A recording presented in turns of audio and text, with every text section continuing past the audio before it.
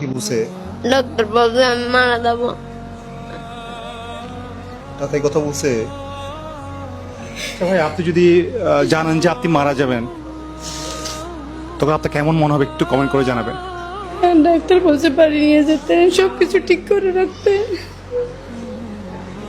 এখানে আর হবে না।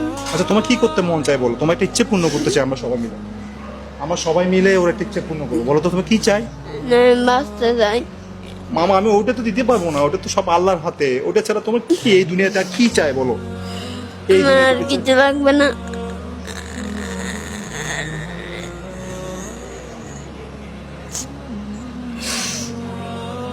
বোন ও কি পছন্দ? ও এখন কিচ্ছু খাইতে চাচ্ছে না। কোন খেলনা কোনো কিছু? আমি অনেকবার জিজ্ঞেস করছি তুমি কি নেবে, কি কিনবে, কি খাবে।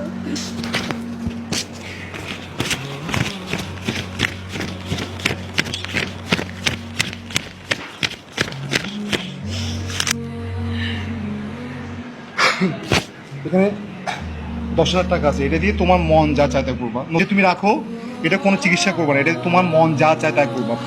ওনার ছেলেও মারা গেছে ক্যান্সারে, আন্টি পাঠাইছে ওনার ছেলের জন্য দোয়া করার জন্য। সব কিছু মিলে ওকে দিছিলাম টোটাল 1,26,000 টাকা। যারা যারা অর্থ দিচ্ছেন আসলে আপনাদের তো ইচ্ছা ছিল সে বাঁচুক।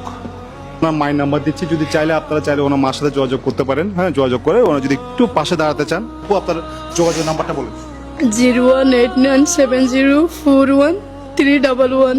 তো এই নাম্বারটাতে ওনার মাকে কল দিবেন। হ্যাঁ, যদি ওকে কিছু দিতে চান, সেটা শেষ ইচ্ছা পূরণ হোক বা তার পাশে দাঁড়াতে চান, যে কোনো কিছু হোক, আপনি আমার মাকে ফোন করে পাঠাতে পারবেন। আপনার বিকাশ নাম্বার না?